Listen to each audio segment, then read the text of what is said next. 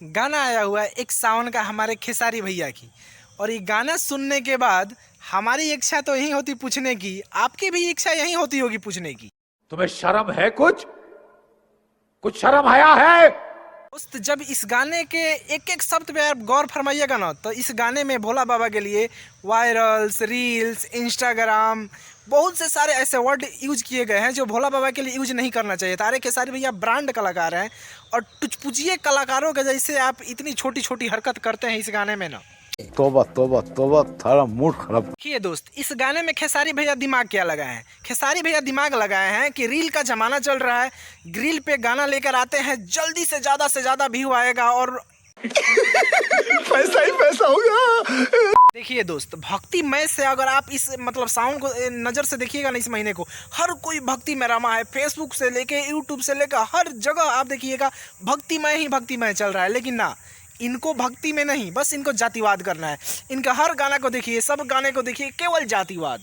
ये दिन देखने से पहले राजू तलवार मर क्यों नहीं जाता है? दोस्त, अब आपके मन में ये सवाल चल रहा होगा कि क्या ये बेतुक की बात कर रहे हो दीपेश? इंस्टाग्राम, रील, इस सब पे तो सब कोई वीडियो बनाते हैं, ये बनाए तो क्या हुआ? लेकिन दोस्त, सरकार ने इस बात को माना है। केदारनाथ पे आप जाके देखिए, वहाँ इंस्टाग्राम बंद कर दिया गया है। ये पाप है। आप किसी भी धार्मिक जगह को गलत तरीके से नहीं पेश करते हैं, उसके खिलाफ गलत नहीं बोल सकते। और हम आपको प्रूफ के साथ इस पेपर को देखिए आप। दोस्त, आप बताइए, क्या ये सही है? भगवान को हर जगह इंस्टाग्राम पे, रील्स पे कहीं भी घुसा देना आपको जनता माफ नहीं करेगी।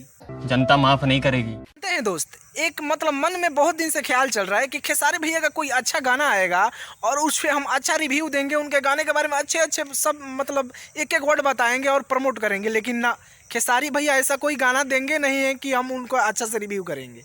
सॉरी। तो सही पूछिए ना, तो अब मतलब क्या बोल रहे हैं? खेसारी भैया के कभी गैलन से, शादी वाले गैलन से जल चढ़ाने लगते हैं, कभी अहिरान बम लेके आते हैं। मतलब खेसारी भैया, एक बात बताओ, तुम्हें शर्म है? कुछ शर्म आया है?